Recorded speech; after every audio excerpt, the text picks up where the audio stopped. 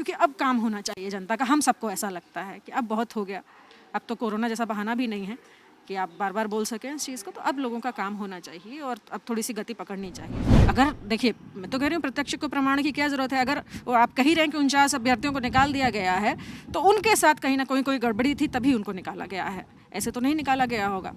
तो मैं उसी बात के साथ स्टैंड करती हूँ, उसके आगे तो मैं कुछ नहीं कह सकती। इस वक्त हमारे साथ विधायक पूर्णिमा नीरज सिंह है। पूर्णिमा जी, जेपीएससी को लेकर जो बवाल मचा है, आप लोग क्या सोच रहे हैं? देखिए, लगातार जब से हर सरकार में झारखंड में जो है एक ट्रेंड रहा है कि कहीं ना कहीं कुछ ना कुछ जो है, किसी भी जो कोई भी नियम कानून कोई भी बने या कोई परीक्षा हो, विशेष करके अगर आप जेपीएससी की बात करें तो पहली से लेकर 10वीं तक की परीक्षाएं हो चुकी हैं और लगातार कोई ना कोई जो है इसमें लगा रहता है। लेकिन फ़िलहाल के लिए इतना ही कहना उनकी पार्टी की तरफ से बड़ी क्लियर है कि अगर कोई त्रुटि है, मैंने पहले भी कहा कि हमारे विधायक अलग अलग अगर आपने कवरेज किया होगा, सभी जाकर कभी ना कभी जो है मिले हैं, जो है संबंधित अधिकारियों से मिले हैं, माननीय मुख्यमंत्री से मिले हैं कि आखिर इसमें त्रुटि है, क्योंकि जनता परेशान है। आज आपकी एक बड़ी खूबसूरत स्टोरी मैंने देखी कि लक्ष्मी देवी बैठी हुई हैं, उन्होंने अपनी बच्ची को बड़ी मेहनत से पढ़ाया, पारो देवी, और जो है उसके बाद जो है आज परीक्षा में इतनी त्रुटियाँ हैं जिसकी वजह से उनकी बच्ची को कहीं ना कहीं, तो ये सारी चीज़ें जो हैं इनको ध्यान में रखते हुए एक बार सरकार को फिर से जो है सोच लेना चाहिए। और मुझे लगता है सोच कर ही जो 57-58 लोगों को निकाला गया है,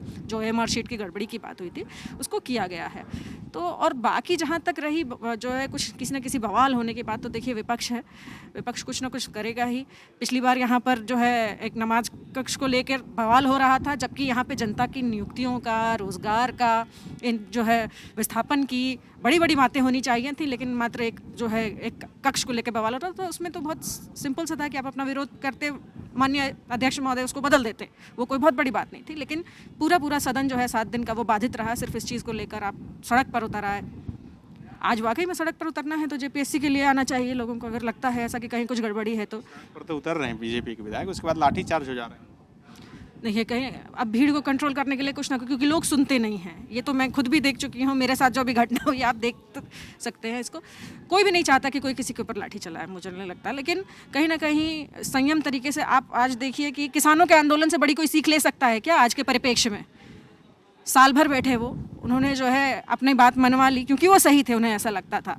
आज पीटी परीक्षा की आप बात कर रहे हैं तो सरकार ने बात मान तो ली कि जो 57-58 लोग थे उन लोगों को हटा दिया उससे।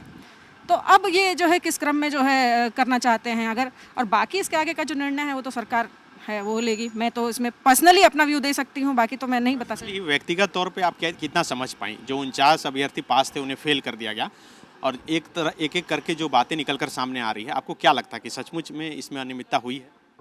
अगर देखिए, मैं तो कह रही हूँ प्रत्यक्ष को प्रमाण की क्या ज़रूरत है। अगर वो आप कह ही रहे हैं कि 49 अभ्यर्थियों को निकाल दिया गया है, तो उनके साथ कहीं ना कोई गड़बड़ी थी, तभी उनको निकाला गया है, ऐसे तो नहीं निकाला गया होगा।